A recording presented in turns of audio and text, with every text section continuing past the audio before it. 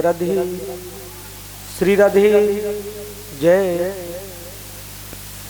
हल्को सा वॉल्यूम दे दो यार। जय राधे श्री राधे। बोली आनंद कंद भगवान की।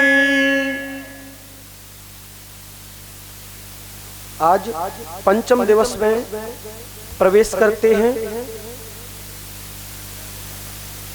और आज की बहुत सुंदर सुंदर कथाएं हैं।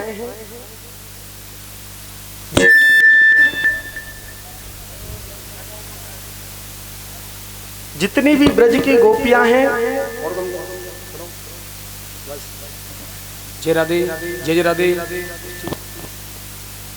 जितनी भी ब्रज की गोपियां हैं सबने श्रृंगार किया और जितनी भी ब्रज की गोपियां हैं सबने 84 गज के लहंगा पहने और 84 गज के लहंगा पहन करके सुंदर सी पढ़िया ओढ़ी है और 16 प्रकार के सबने श्रृंगार किए हैं। 16 प्रकार के श्रृंगार करने के बाद में एक 95 वर्ष की मैया जो है, एक 95 वर्ष की मैया नंद रानी के लाला भैया मैं भी सजूंगी मैं भी सजूंगी, सब सज रही हैं आपस में। तो एक 95 वर्ष की जो मैया है उसको थोड़ा सा आंखों से दिखाई कम देता है। जब आंखों से दिखाई कम देता है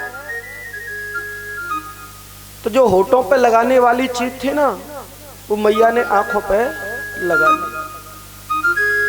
95 वर्ष की मैया कह रही है कि मैं भी जाऊंगी लाला की बधाई देने के लिए। अब जैसे ही सब सज रहे हैं, युवती सज रही है, युवा सज रहे हैं, सब सज रहे हो लाला भैया नंद रानी के, सब बधाई देने के लिए चलते हैं। सब बधाई देने के लिए जा रहे हैं।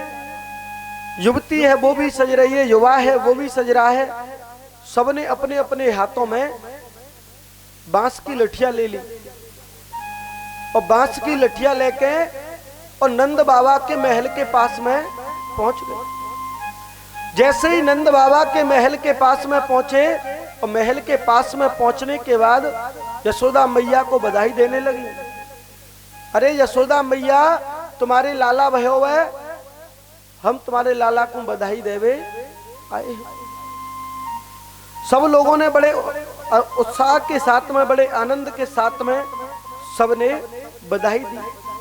जब सबने बधाई दी, अब जितनी भी ब्रज की गोपियां नृत्य कर रही हैं, गा रही हैं और इतनी जोर से शब्द भयो, इतनी जोर से आठ भयो, लेकिन एक मैया पता नहीं चली। एक मैया को बिल्कुल पता नहीं चली।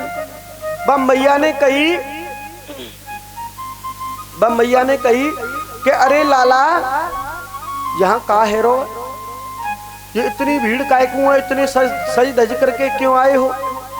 एक ब्रज का ग्वाल आया और ब्रज का ग्वाल आते ही माखन का जो लोना होता है ना, लोना माखन का जो लोना होता है और मिश्री में मिला करके और लड्डू बना करके और मैया के मुंह पे दिया कि मैया अब पता पड़ गई, मैया अब पता पड़ गई कि नाय लाला, अरे अब तो तेरे माखन भी पड़ गो, अब तो पता पड़ जानी चाहिए। ब्रज को ग्वाल बोलो कि देखो मैया आज नंद रानी के लाला भैया हुआ, तुम बधाई देवे ना जा रही हो कि अच्छा नंद रानी के लाला भैया हुआ, नंद रानी के लाला भैया हुआ। वो मैया नंद रानी के द्वार पर पहुंच गई और वो भी मैया बधाई देने लग गई। एक ब्रजवासी ने कहा लाला मालूम है तुम्हें,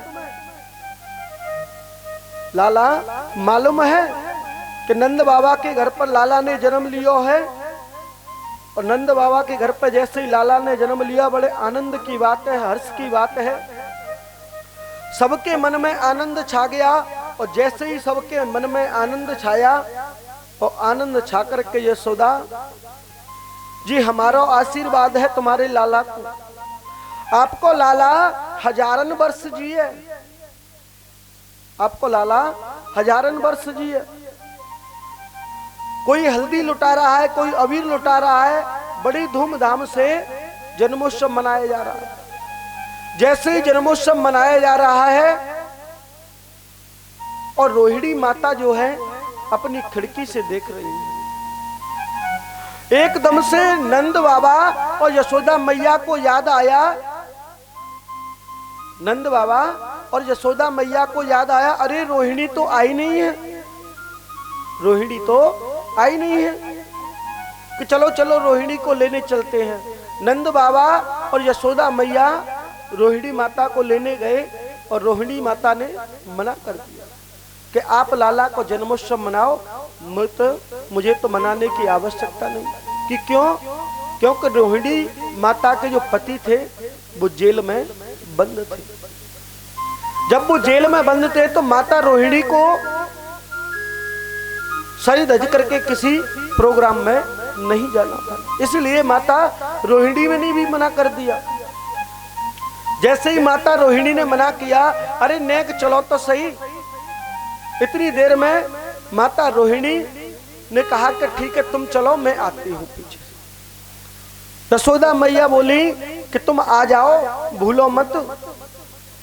इतनी देर में माता रोहिणी लाला को जन्मोत्सव जहां मना रहे थे वहां पहुंच गए। जैसे ही लाला को महोत्सव बना रहे थे और वहां पर पहुंचे, लाला को आशीर्वाद दे दियो।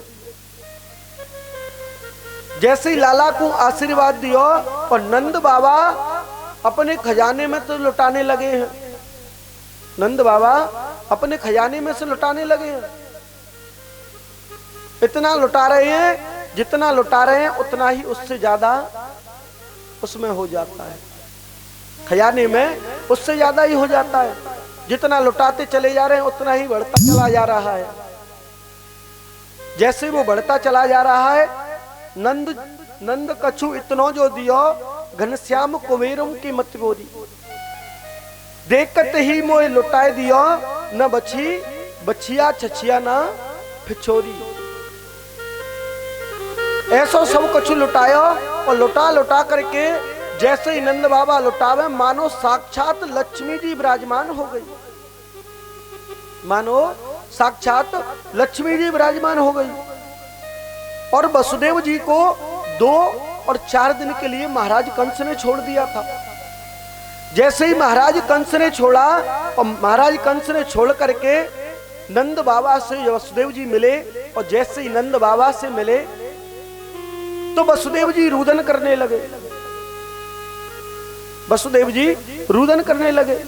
नंद बाबा ने कही, अरे वसुदेव बड़े कष्ट की बात है, जितने जितने पुत्र तुम्हारे घर पर जन्म लेकर के आए हैं और उन सब पुत्रों को महाराज कंस ने मार दिया है। भैया मैंने वो सुनी कि बाद में एक कन्या बची थी और उसको भी आकाशवाणी के लिए मार दिया, उसको भी मार दिया, उसको भी नहीं रहने दिया। वसुदेव जी कहते हैं कि मन को छोटा क्यों करते हो, मन को छोटा करने से कुछ नहीं होता है, मन को छोटा करने से कुछ नहीं होता है, कोई फायदा नहीं है।